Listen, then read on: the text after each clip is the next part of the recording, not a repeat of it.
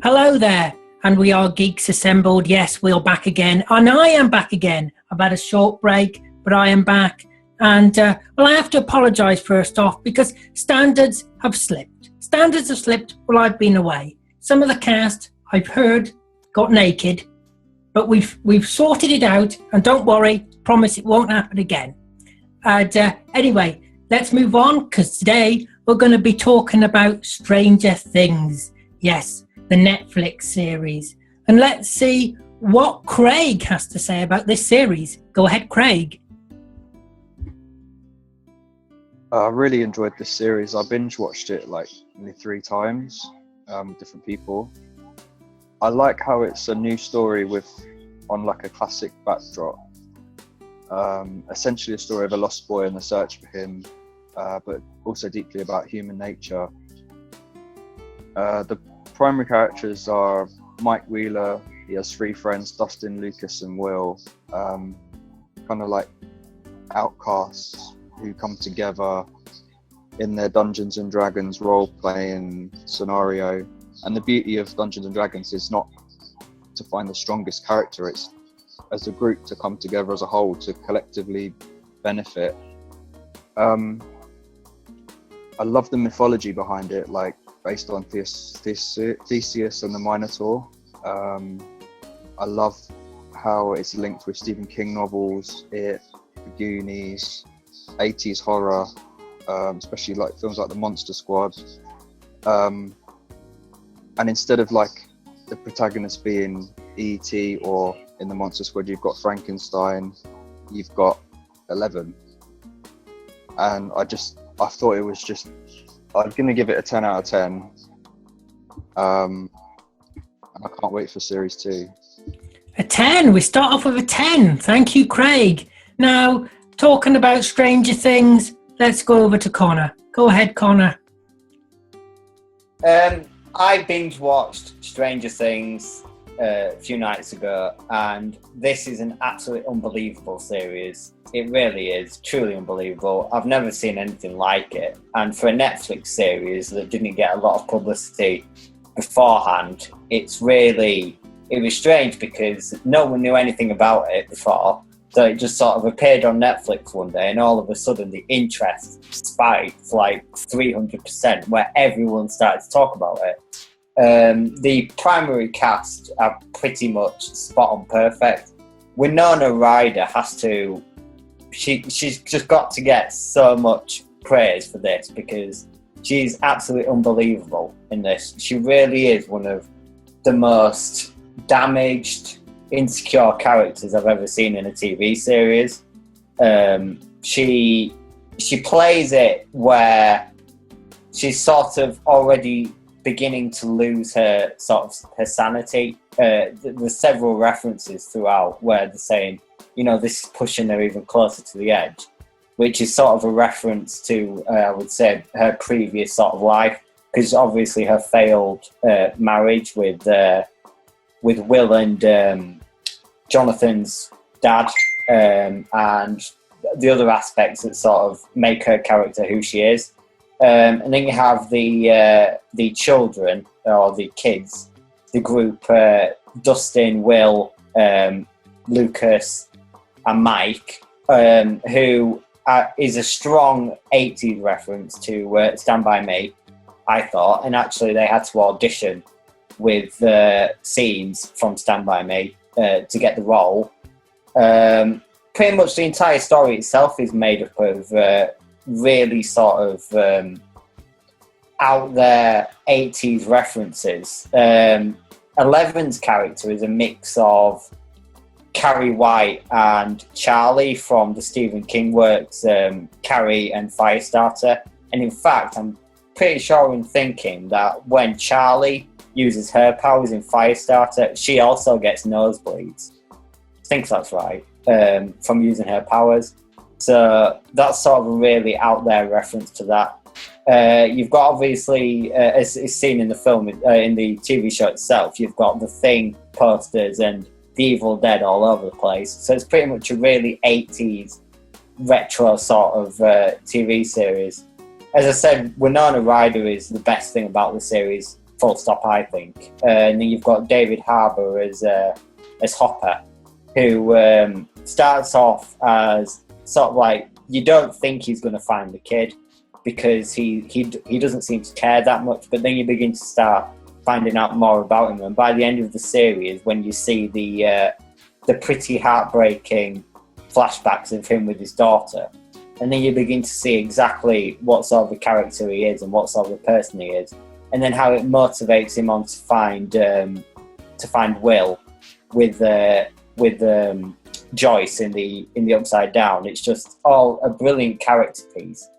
I think overall I'll have to give this it's unrateable, so I can't rate it. It's more than a 10 out of 10. It really is perfect. So Connor's refusing to rate it. But I think by that he enjoyed it. I think so. He's off to university, you know. He got accepted. Yeah, I know. I'm surprised too. Yeah. Stands as a slipping, I tell you. Let's go over to Lee. Go ahead, Lee. Yes, yeah, I'll say the same word. Binge watched. I watched it in 2 days because of Craig was going on and on about it. I thought I would have to give this a look at. And episode 1, I was hooked, and I just had to watch it all through. I agree. Narada is absolutely brilliant. The worrying mother, and you also have Matthew Modine as well. It's good to see him in something as I had seen him for a while in anything. He played the scientist. It's brilliant as well. But it's, as you say, it's set in 1983. It's so retro. The soundtrack is brilliant. The theme music is just, for me, is a classic theme tune to this show. The kids are absolutely brilliant. The girl who plays 11, she's destined for big things, I think. And when they enter the world of the Upside Down, I don't know about you, but me, it's so reminiscent of the Silent Hill video games. Even the creature, I don't know what it was called, the creature of the Upside Down, it was so very like the Silent Hill monsters. And that for me did it. I just loved it. The story was, it's 8 episodes, perfect length, I think, 8 episodes. Because if they dragged it out to 23 like usual American shows, it would be too long, too drawn out. 8 is enough, I think, and it works so well. It's just a brilliant show. I love it, and I'm going to give it a top mark, so it's a 10 for me. Here's to season 2 when that comes. Another 10. Thank you, Lee. Now let's go over to Texas Tim. Go ahead, Texas Tim. Well, they haven't really left anybody much to say, have they? It's very good. It's I can only echo what everybody's already kind of said, that it's expertly cast. I mean, I was especially impressed by these kids, because it's not easy to find a good under 12-year-old actor. I mean, and they got a whole slew of them in here, and not one of them is a bad actor at all. I mean, that would have let the whole production down if you had a dud in a bunch, and they didn't. It was all very good, especially the girl, like Lee said. Also, it's very much a pastiche of 80s horror and sci-fi type movies, even down to like the logo and, like Lee said, the music. It's all very 80s, very John Carpenter, very Steven Spielberg, very Stephen King. It's got all of those things tied up into a nice little perfect series. Like, and again, I agree with Lee. Perfect length, 8 episodes. I'm not sure how they're going to follow up on this. Is this going to be an anthology show? We have a different story next year with a different cast, or because it seemed to me like the story had an ending to it.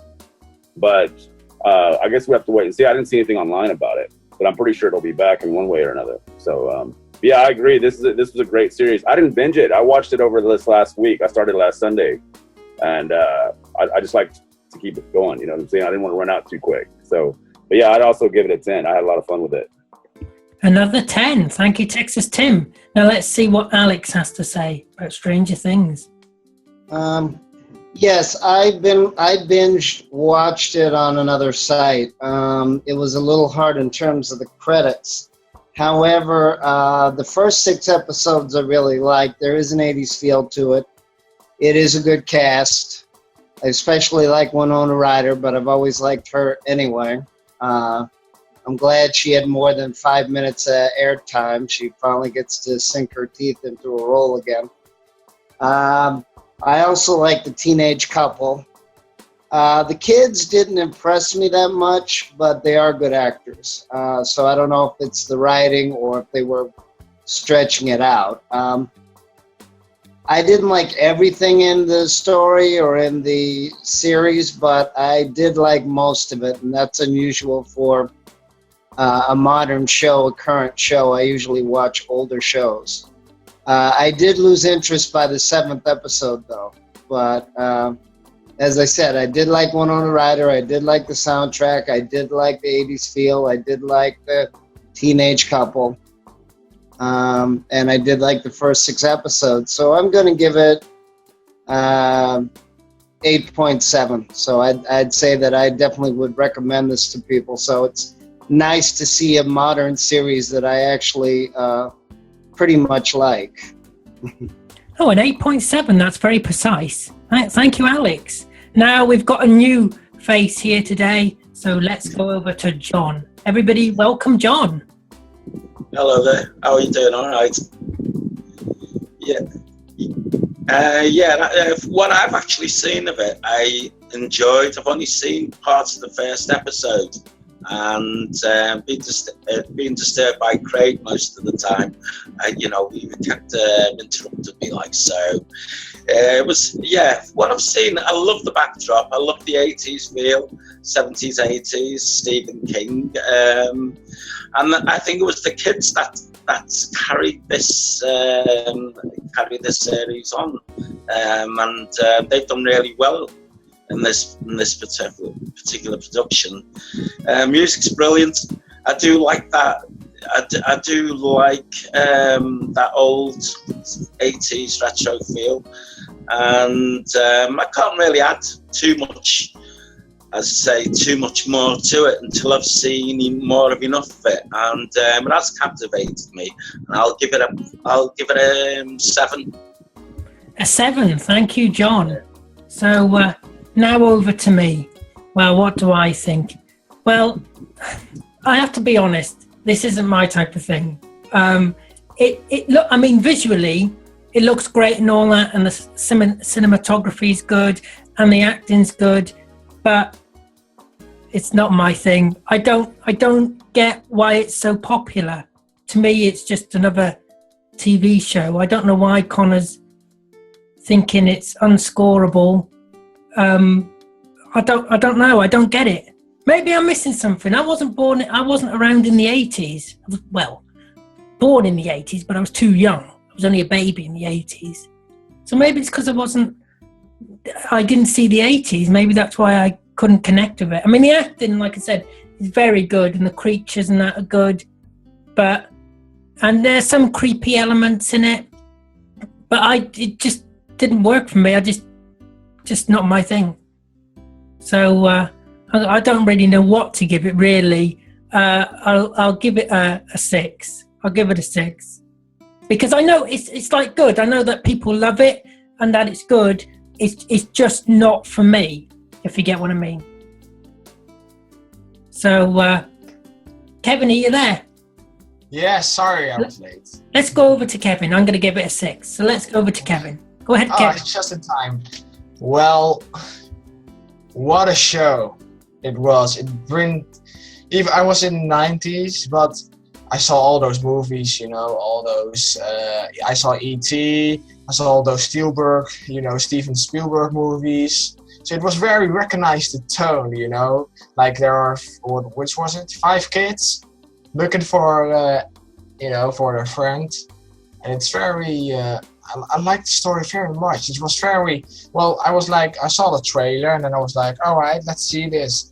Then I watched the first part on my TV and I was terrified through 3 minutes of my life because that monster, it was, I never get, afraid or something, but that thing, when it was that mysterious, I was getting the chills on my arms. Really, it was goosebumps all overall. So I watched it further on when I was in my vacation, laptops, and I saw the whole series. But I was like, all right, Kevin, you should, go watch it on a big television over there. So I kept the last episode here, so that's cool. So the characters are very cool. Hopkins, how do you call it? The detective? It was Hopkins, right? Detective Hopper. And he was just so good. He was very fitting for the role. And there's also, at the end, the monster was revealed. Everything was laid open in front of us, but there were still some mysteries to solve. Like, why is Hopper being, why are the guys in black, going to Hopper, or he's going to them? And then something happened, we don't know. And 11, he was bringing her food. 11 is not dead. She's not dead. Because you're not going into the freaking woods and go to give her, a pancake. So it must be that she's in the upside down world. And I liked it, the cool reference when not Will, but the brother, Jonathan, had an Evil Dead poster on his room.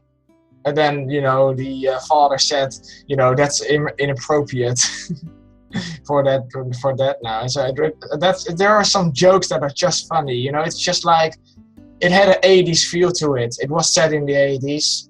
The music was 80s. I love the music. Like, should I stay or should I go? I've been waiting for a girl like you for the 4Ranger. I can call a few things up that I recognized because I'm not listening to the new music. I listen to old music, so I recognized almost all music in it. Like the one when that instrumental song. That was just epic. It just fits every scene. What's happening? It was a thriller plus a little bit of romance subplot to it, plus the horror element to it. It was mysterious and horror, and it was 80s at the same time, and that is the perfect mix for that show. And 8 episodes, perfectly timed. It was perfectly done in 8 episodes, nothing missing. You don't need 13, and they have showed that you can do it in 8. And I'm going to give this awesome series a 10 out of 10. I loved it. It was creepy at the same time sometimes with the monster. Another 10. Thank you, Kevin. And now I'm going to throw open the floor to whoever wants to speak. So go ahead. Anybody? Series 2, they explore Nancy's character a lot more, because one thing people overlook with this, she lost her best friend in all of this. And she's at the age now, she must be, it didn't state her age, she must be 17, 18 sort of age. She can be influenced by all these emotions that she's feeling right now to the path that she goes down in her life. And I hope, even though she was a great character in season 1, I hope it takes her down a darker path where she's out for revenge. She wants justice for Barb, because the issue that I have with Stranger Things is that Barb was totally forgotten. It's obvious that she's dead, but she was forgotten. And you didn't even saw it on screen. It's an R-rated show. You didn't saw. But are you sure that they're going to follow up on this series with the next series? It seems to me like it was over and done with. Like the series kind of had an ending with a twist, like a lot of horror movies from the 80s did. Like, you remember the ending of The Thing? There's no proper ending to it because you don't know who the guy is. I mean, it's that kind of ending where you have a couple twists, like him leaving the waffle for the girl, maybe, or what was still wrong with the boy that they had. So I mean. But I didn't get the idea that they're going to follow up on this, especially these kids are going to grow up quick in between series. So, I mean, we all see how that works out. So maybe series 2 will be totally different about 5 different kids. Well, I would just say it could be an anthology series like American Horror or something, where it's the same cast doing different parts next year or something, a different story altogether. But I don't know. I could be entirely wrong. If you guys know more, let me know. what I read is that because of the kid that played Dustin, his voice was broken. Puberty hit him right as they were filming. They're going to skip a year, so they're going to do it a year later. It's going to be all the same people, but they're going to introduce. Oh, okay then. So it's going to be the same. Yeah, it's going to be the same story, but it's going to be a year later. So, that it was a cliffhanger if you really think about it, plus an ending to it. You know, it was like when Will was going to the bathroom, he was coughing up that little sucker, you know, that little monster. Yeah, I just thought they had tied up the story enough to where it was kind of like an 80s horror movie. They leave you wondering what the last scene meant, you know, or even earlier. Really? Huh? Just like that. Like, or at the end of Carrie, whenever the girl's dreaming and somebody reaches up from the grave, you know, it's my grandma got jump scared from her chair. Lee, were you going to say something? So yeah, my mother saw that movie. No, I was just going to say that's the same thing. Me and Connor were talking about this. I'd be fine with it if they do miss a year or so and they come back and the kids are older. And 11 is returning, maybe, you know. Because what was it? The name of the little kid with long hair? With Justin, right? Dustin, I believe. Justin Byers, or it was of Jonathan, you know, or Nancy. You know, what was his brother? You know, little brother. They kissed 11 and well, not Will, but you know, Nancy's little brother. What was his name again? You know, was searching for Will and Mike. Yeah, Mike. Yeah. Yeah. That was. I'll be intrigued to find out the sheriff, what is going on with him. Yeah, I want to know the scene. The black limousine and leaving the food out in the wilderness for and maybe we don't know if it was 11 or not, but if we can find out what's going on with the sheriff in the next series as well. I liked how that. I think Connor mentioned it. I liked how the sheriff his development as a character was really staggered throughout. You like I think Connor mentioned it. You don't even really find out till episode 7 or 8 what exactly happened to his family. Yeah, and it happened the same. When they were looking for James, you know, for Will, you know, in that dark upside down world, he saw you got a flashback in the last episode. Yeah. To that inhaling machine, you know, she was breathing to.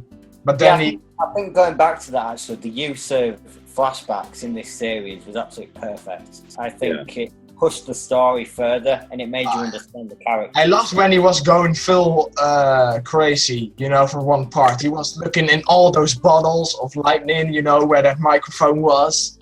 He was knocked out and he was suddenly in his home again. You know, he was getting caught by, that was pretty cool. He was getting caught by the bad guys. And then he was suddenly laying in his own house, and look, he was going madly crazy, like, where's that microphone, you know, and then he found it. So that was very cool that he was. I know the actor because you know, from another movie, The Equalizer, he played a little part in that. So that was just awesome. Does anybody else have anything to add? Craig? Well, Alex? like me, you know, I want to add something. What about, you know, everyone was, I don't know, some people were upset that Jonathan Byers and Nancy weren't up together at the end of the series.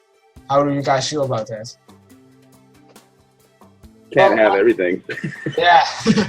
It's not really that important, but I think that's a bit too predictable for them to put together. So for her to go back to Steve, I think I'm fine with that. I don't see a problem with that. Yeah, but she gave him a new camera, so that was sweet, you know. And you know, Steve was shitting in his pants when he saw that monster. I think the funnest thing about it is to just spot the reference, spot where they stole it from. You know what I mean? Like, for example, like when 11 blows away those people, those bad guys at the end. It's kind of from The Fury. I don't know if you remember that one, the Brian De Palma movie from I think 79 and 80, where they would make you bleed to death. That was pretty clever. That was the Kate Douglas version, wasn't it? Yeah. The kids bleed every time when she was using her power. She bleed out of her nose, out of her ears. I think that was from Carrie. Yeah. Yeah. It's just a well made, well influenced TV show. I didn't. Yeah. And Netflix and Amazon Prime as well do very good drama series. Far better than what we're getting on Television. BBC One and stuff like that at the moment. Yeah, that's like EastEnders. We don't go down that route. No, but when I was thinking, about 11 and, the boy, I was like, well, maybe they end up together, but it will be too predictable, But then, I was like, all right, it's just a girl or boy. He's protecting her from that evil guy and the monsters, And then, of course, Justin, said like, hey, you have feelings for her. And then he's like, I'm not, he's just perfectly denying it. Like I recognize from those 80 movies. So that's just cool. Those little references you can find, in every 80s movie. There's also in that series. And yeah, I love the part when the friends were torn apart. One friend was torn apart from, when she was using her telekinesis on the, what was his name? The little brown boy, what was his name? I don't know. It has been 2 or 3 weeks ago since I saw it last. So, but he was really pissed. He was, arguing about it. You do this for her and not for me. And he was just, yeah. I would alone have said, shut up and don't whine. But then when she, that when she got angry, uses her telekinesis on purposely, with anger, then to that bus, man. Then I was like. I was really shocked about that. I was like, dang. So yeah, I loved it, and I've recommended to my friends and family already. I said, watch that if you have Netflix. I reckon. Anybody get the feeling that Kevin really liked this? Yes. Anybody get that feeling? Is it just me? Kevin really liked it. I really liked it. Oh, the film poster's pretty cool. Yeah, and Star Wars references and Evil Dead and it was just so many goodness, Actually, another one of the references is slightly more obscure, but the creature is like Jaws, where it's attracted by blood. Yeah. For all great white sharks, but still, that's a fun little reference. But the monster was just scary, when he was I don't know, was it a she or a he? Or just a monster, Because he was taking people, and then you didn't expect that she was taken, It was just in the woods, that creepy music was, and then bam, unexpectedly jump scare, and you jump around like. Kevin dramatised it for me, so without me only seeing the one episode, at least I'll know what I've got to look forward to anyway. Yeah, I was looking forward to watch it now after this. Yeah, I hope we haven't spoiled it for you. That's the only thing. We'd have all started at the same time and watched it, you know what I mean? It'd have been okay. But I think, as I say, I think it's going to be, it looks what I've seen of it so far. So, but I haven't told everything. I was really even surprised, I read some articles about it, the reviews. So, but I knew some stuff, but I was totally forgot it. And then I watched the series, and I was just, every plot twist was just like, I didn't know about it, Yeah. Well, you always know, like, for instance, when you're watching something, most of the time you can work out what's going to happen. Well, it's the movies, for instance, that when you don't know what's around the corner and it just surprises you, I remember seeing, do you remember, it was, I think it was Stephen King's The Stand. That was. I haven't watched a Stephen King one, but that was a good one, Like Shining. Yeah, The Shining. Plus, the other one I really liked was Pet Sematary. That was a Stephen King one as well. That was a good. You know which movie I saw? I saw one of Stephen King's, and what was it? It was with a Green Goblin car. It was a very funny one. I got it even here. Where is it? I got it somewhere. But it's something with overdrive. Like cars were going mad. Maximum Overdrive. Yeah, that one. I got it on VHS from the buyer. So yeah, it was very scary. It began very weird. You know, Stephen King in the beginning was like, you know, it's going to terrify you. Yeah.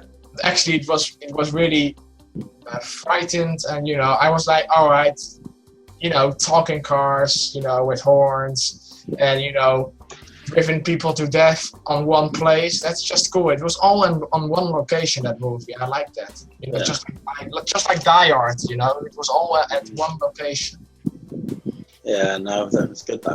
That's what I miss the most about some films today. Mm. And well, Suicide Squad is one example of it because it takes all place, you know. Sorry. Anyway, does anybody else have anything Peep it out, about peep Stranger it out. Things? I mean, peep it out. Peep that suicide. Peep it out. Really, cut it. Does anybody else have anything to add about Stranger Things? Hello, this is Susan, and I am here to review Stranger Things, the 8-episode Netflix thing for Geeks Assembled. And I would like to, first of all, say, what a cool show. Oh my gosh, this is amazing. The episodes are really, really interesting. The episodes are entitled The Vanishing of Will Byers, The Weirdo on Maple Street, The Holly Jolly, The Body, The Flea and the Acrobat, The Monster, The Bathtub, and The Upside Down. And it's just amazing. It's got amazing actors in it. This little Millie Bobby Brown, Natalia Dyer, Winona Ryder, of course, and Charlie Heston, and Gaten Matarazzo. I mean, wow, just the coolest kid cast that we could possibly drum up. It's rich. It's got a phenomenal soundtrack, and first season was just wonderful. Like it was supernatural. There was this alternate reality, and the alternate reality had a monster, and they called it the Gorgon. What did they call it? The Super Gorgon or something like that. And then this was someone who's stealing children, and then, you know, kind of giving them the face hugger treatment, the whole, you know, intubation with alien devices. Anyway, yeah, it was interesting. And then and the sheriff and the mom, played by Winona Ryder, what a great performance. Oh my gosh, she did so great. And she had so much to she had offered her own, you know, body and soul to find her son, and her son, who's just like left a meeting, a D&D game, and then ended up probably getting abducted somewhere in the forest, and that was just intense. And she was like, what the heck? Anyway, they spent a couple episodes trying to find evidence of his departure and disappearance, and so anyway, he went into a shadow reality, and that was cool. It was amazing. And if I'd have to give the episodes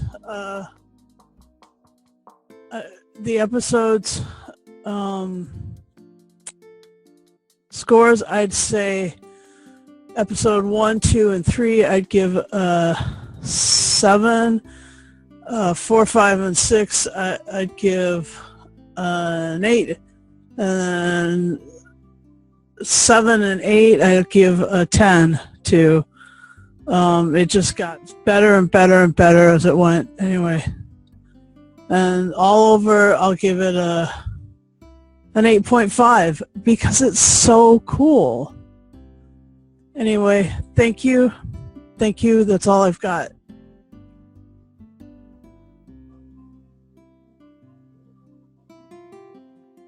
No, Lee, you normally have the last word. Yeah, I Take the forgot what last cast. word. I forgot what cast I was attending now. Say What something was nice. talking about? No, it's just an awesome TV series. That's all I can say about it. That's what's so good about Netflix. You know, Netflix has Marvel series right now. Daredevil is good. You know, Jessica is also pretty good. House of Cards. Well, you got Netflix. Kevin, we could be here all day. Yeah, Netflix is doing some good stuff. So, you know. I have actually just read something on season 2 where the Duffer Brothers have compared it to Temple of Doom from Raiders of the Ark, where it's going to get a little weirder and a little more darker. That's Oh yes, Nancy's going to be hopefully. what we've got to look forward to for season 2. So. Oh yeah, if you say if that's really true, oh man, then it's going to be awesome. You know, just like Indiana Jones. Anyway, on that note, that's your lot. I would like to thank everybody here for joining me today. I'd like to thank you for watching. Tell us what you think about Stranger Things. You know, tell us in the comment box below. Don't forget to like, subscribe, favourite and share. And we are all off to Soho with Craig to watch the Great British Bake Off on a giant screen. So until next time, we'll see you then.